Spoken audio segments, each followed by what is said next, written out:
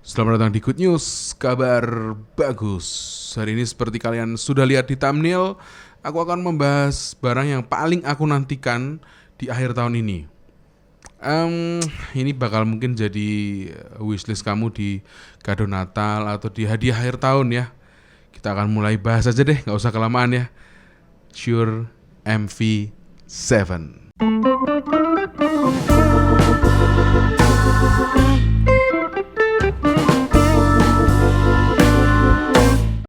Shure MV7 is in the house, yo. Mungkin ini adalah yang pertama di Indonesia ya, MV7 ini ya, yang punya aku ini ya. Jadi aku mungkin akan ceritakan dulu kenapa aku sangat menunggu-nunggu si Shure MV7 ini. Yang pertama karena tentu I'm a big fan of Shure, mikrofonku Shure, earphoneku Shure. Untuk run and gun di lapangan mungkin aku akan pilih Rode, tapi untuk di studio sudah jelas aku akan pakai Shure. Nah, kalau kalian lihat di Good News di beberapa bulan yang lalu, tepatnya di awal-awal pandemi, aku sempat sharing ke kalian kalau aku ganti mikrofon Shure Super 55SH series Mark II. Kalian bisa cek videonya di sini, tapi nanti setelah kita selesai di video MV7 ini. Mikrofon ini ganteng banget, si Shure yang 55SH Mark II ini. Dia ganteng banget, looks-nya itu classy dan pasti langsung eye catching buat semua orang. Tapi sayangnya dia tuh menangkap frekuensi, sensitivitasnya itu sangat rendah, dan versatility-nya dia sebenarnya bukan studio mikrofon ya. Dia adalah mikrofon performer gitu. Jadi agak susah sih untuk penerapannya di studio. Nah, terus aku riset kesana kesini, aku rencana mau mengambil SM7B, the legendary microphone untuk broadcast, untuk podcast, untuk radio, untuk macam-macam, voice over, untuk vokal, take vokal, nyanyi juga bisa. Cuman waktu itu aku dapat info dari Shure Indonesia kalau si Shure mau ngeluarin mikrofon baru, yaitu adalah MV7. Kelamaan ngobrolnya ya, kita unboxing aja deh. Ini beneran baru datang nih. Jadi kita akan unboxing biar kalian lihat semua ya. Shure MV7.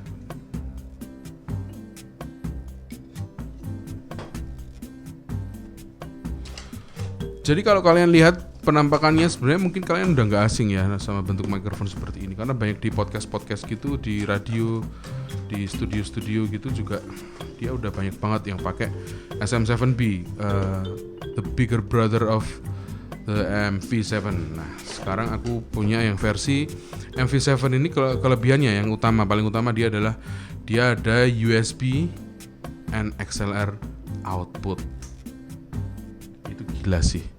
Biasanya mikrofon hanya salah satu USB atau XLR, yang ini tuh dua outputnya.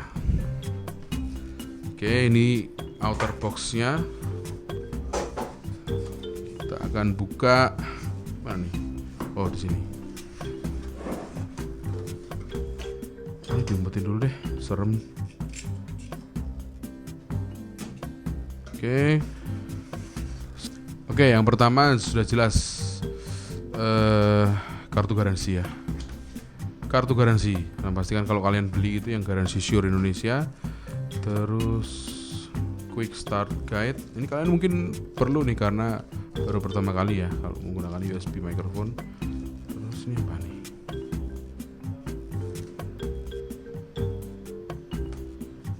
Oke. Suruh download aplikasinya dari websitenya Shure. Oke, kita singkirkan dulu. And here it is, Shure MV7. Wow, ini lebih berat dari dugaanku sih. Ya, dugaanku nggak seberat ini sih. Tapi oke. Kalau kalian lihat, looks-nya sangat mirip sama leluhurnya Shure SM7B, cuman bedanya adalah kalau SM7B dia konektor XLR-nya di sini, di yoke-nya ini, tapi kalau si Shure MV7 itu ada di belakang, dan dia punya ada colokan USB, micro USB, ada juga port headphone. Karena tadi aku bilang dia bisa USB output, jadi dia seperti sudah ada semacam sound card-nya.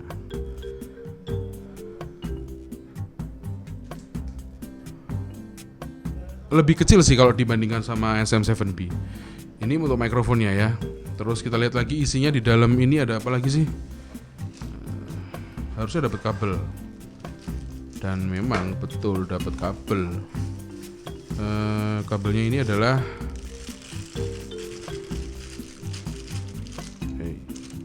kenapa susah sekali.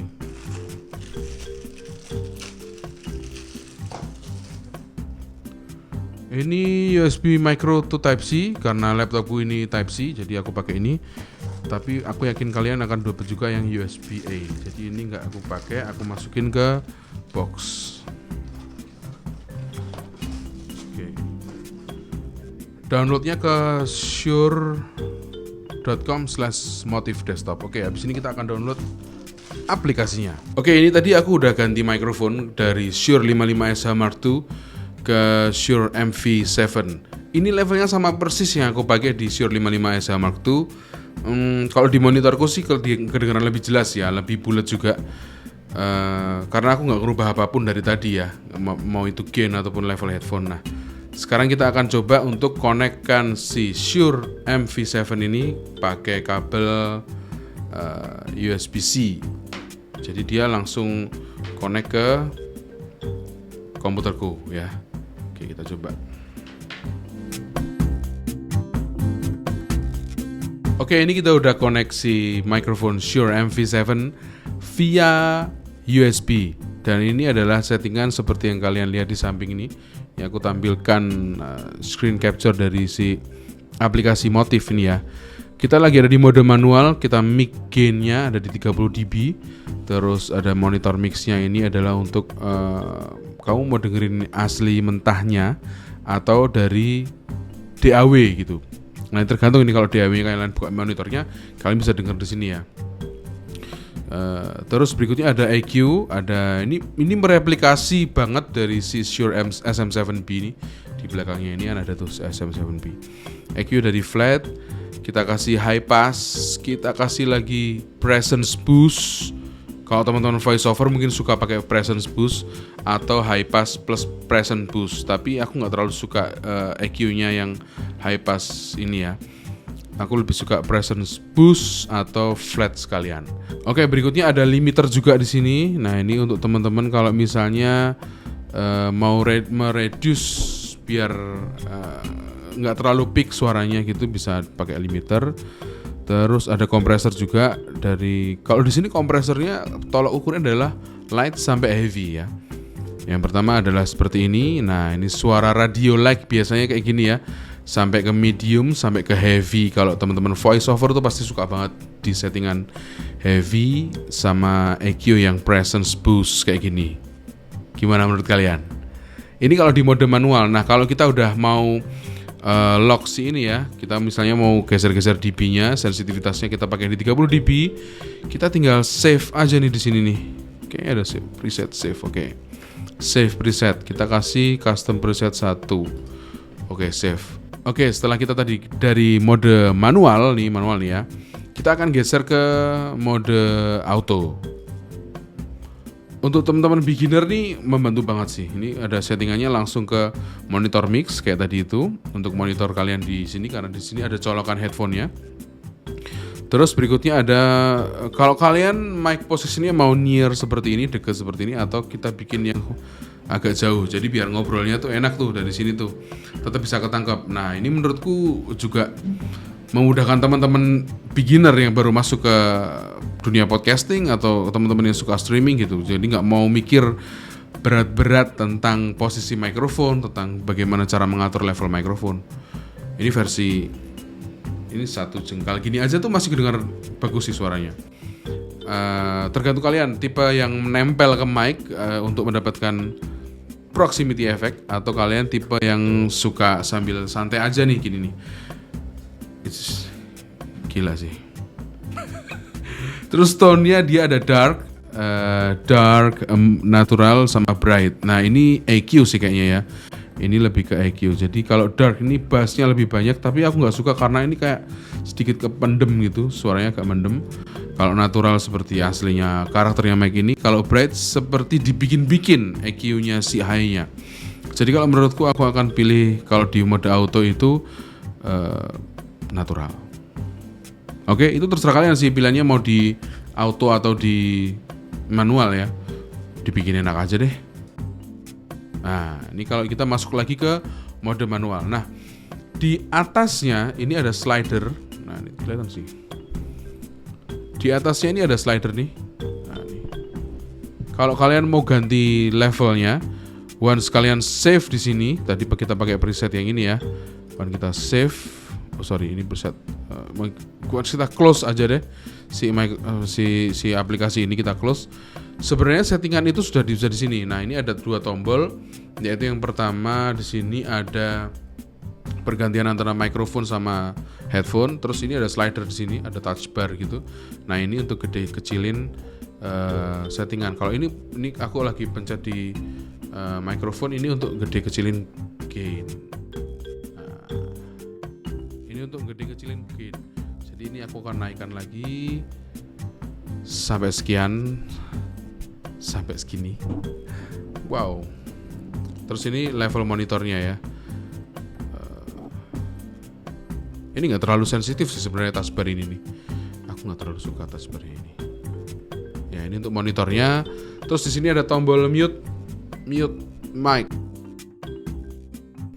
Nah, kalau kita misalnya lagi webinar atau lagi meeting online gitu, kita mau mute bisa langsung dari sini nih. Ada physical touch bar-nya gitu ya. Oke, ini tergantung kalian suka mana, kita mau pakai versi USB atau pakai XLR. Tergantung interface juga kalian. Kalau kalian nggak punya interface yang bagus, menurutku mending kita pakai USB mic-nya aja gitu. Cuman kelemahannya adalah kalau kita pakai USB mic ini, kabelnya dangling banyak banget gitu. Ada USB, ada jack headphone. Ya nggak ganteng aja gitu settingan mikrofonnya. Kalau kita ngomongin mikrofon ini cocok untuk siapa? Aku yakin cocok untuk semua teman-teman podcasters, semua teman-teman yang nge-vlog dengan style kayak aku gini di studio, atau teman-teman yang suka live streaming di Instagram, di YouTube, di Twitch gitu untuk main game gitu. Ini cocok banget sih. Terlebih buat kalian yang nggak mau ribet pakai sound card karena USB itu tadi ya. Kalau harganya sih sekitar 4 jutaan, ya menurutku worth it karena mikrofon USB memang rata-rata segitu. Apalagi ini ada 2 fitur, bisa USB, bisa XLR, dan dia bisa merekam ke dua-duanya secara bersamaan gitu. Keren banget sih menurutku. Aku nggak bisa ngomong apa-apa lagi. Tapi emang karena ini barang yang aku sangat tunggu di akhir tahun ini, jadi aku akan sangat merekomendasikan buat kalian beli Shure MV7. Yes, that's it. Itu tadi sedikit review tentang Shure MV7, mikrofon podcasters terbaru dari Shure. Silahkan tulis di kolom komentar tentang pendapat kalian ya, tentang Shure MV7 ini. Kita akan ngobrol-ngobrol di bawah. Atau kalian punya alternatif mikrofon lain yang seharga atau bahkan lebih murah dengan kualitas lebih bagus. Silahkan tulis di kolom komentar ya. Jangan lupa share, subscribe, dan follow Instagram saya @bagustikus dan follow Instagram @huntingpasar_id. Sampai ketemu di Good News berikutnya.